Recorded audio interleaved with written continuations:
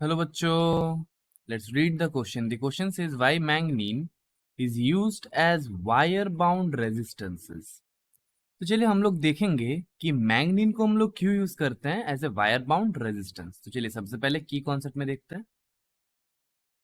देखिए, मान लेते हैं हमारे पास ये हमारा कनेक्टिंग वायर्स है और ये कनेक्टिंग वायर का रेजिस्टेंस है आर और ये मैंगनीन से बना हुआ है and this is our appliance. जो हम लोग चाहते हैं कि ये हमारा अप्लायंस सही से काम करे और इसे हम लोग को एक वोल्टेज सोर्स के साथ कनेक्ट करेंगे। This will be of voltage V और ये हमारा क्या है, ये हम लोग मान लेते हैं हमारा अप्लायंस है। अब देखिए, ये जो रेजिस्टेंस है this is of the मैग्नीन wire, ये रेजिस्टेंस है। हम लोग लिख सकते हैं आर क्या है, रेजिस्टेंस ऑफ मैंगनीन वायर। अब देखिए, इस सर्किट से एक करंट फ्लो कर रहा है आई, जिसके वजह से क्या होगा, ये वायर्स पे हीट आएगा और हीट का वैल्यू क्या होता है, by Joule's law of heating we can say H यानी heat will be equals to I square R T, जहां पे आई होता है करंट, आर होता है रेजिस्टेंस और टी होता है टाइम। अब देखिए, अगर हम लोग देखें कि ये जो रेजिस्टेंस है ये हीट अप करेगा because wires will get heat up, because current flow करा और यहां से हम लोग देख सकते हैं कि wires will get heat up और हमें पता है कि रेजिस्टेंस तो टेम्परेचर के साथ चेंज होता है। सो अगर ये वायर जो है ये हीट करने का वजह से इसका रेजिस्टेंस चेंज हो, सो क्या होगा, if resistance changes then current change हो जाएगा।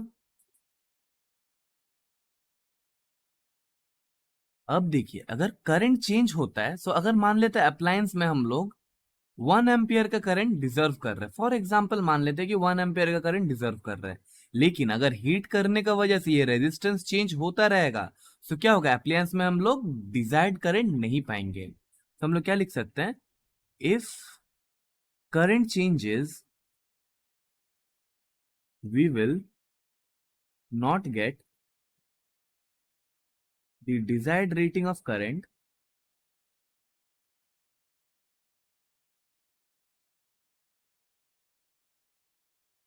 इन द अप्लायंस। अब देखिए, रेजिस्टेंस का जो वैल्यू होता है R, that is given by rho L by A, जहां पे देखिए ये जो एल बाई है that will be constant because L क्या होता है, लेंथ ऑफ द कंडक्टर और एक क्या होता है, area of cross section of the conductor. So ये दोनों क्या है, ये दोनों हमारा कांस्टेंट है।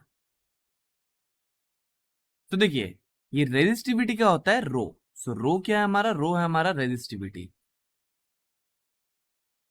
तो देखिए, अगर रेजिस्टिविटी हमारा मिनिमम चेंज करता है विथ टेम्परेचर, देन हम लोग क्या बोलेंगे, रेजिस्टेंस भी हमारा मिनिमम चेंज करेगा और इसके वजह से क्या होगा, हमारा जो अप्लायंसेस है वो बढ़िया से काम करेगा। तो देखिए, हम लोग यहां से बोलेंगे कि if resistivity is constant, resistance will be constant. अब देखिए, ऐसा तो हो ही नहीं सकता कि अगर टेम्परेचर चेंज हो रहा है रेजिस्टिविटी चेंज ना हो, चेंजेस तो आएगा। तो हम लोग इसीलिए क्या करते हैं, नाइक्रोम या फिर मैंगनीन यूज करते हैं। क्यों, बिकॉज नाइक्रोम और मैंगनीन का very weak temperature dependent resistivity होता है। तो आंसर में क्या लिखेंगे, manganin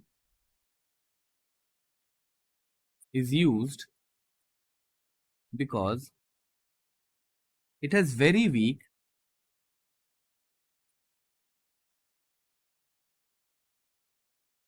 temperature dependent resistivity।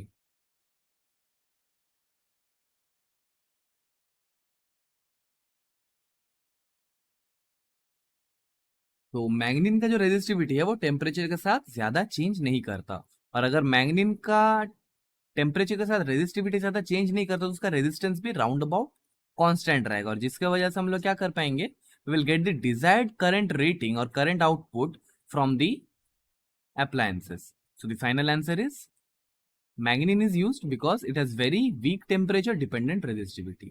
I hope the solution is clear to you. Thank you and best of luck.